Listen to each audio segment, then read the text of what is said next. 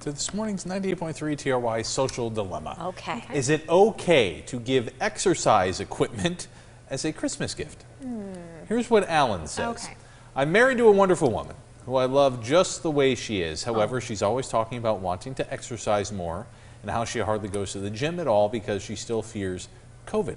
And she's not a big fan of working out with a large group of people. Okay. So I was thinking of getting her an exercise bike for Christmas. I certainly don't want my wife to think I think she needs it to exercise, but I want to get her something she wants. Yeah. And she always talks about wanting to exercise more and how much she misses it. So please help me out. Should I buy the exercise bike for her or just leave it alone? I think now there's like so many tech options when it comes to Sure. exercise at home, and I don't know, I think that maybe doesn't necessarily send the wrong message, because I think that's something that a lot of people want, but Right. maybe, you know, back in the day, a treadmill, maybe not the best gift to Right, get. yeah. No, the but holidays. if she still has fears about COVID, doesn't want to be there with a lot Right, of yeah. people, you know, absolutely. I think she might.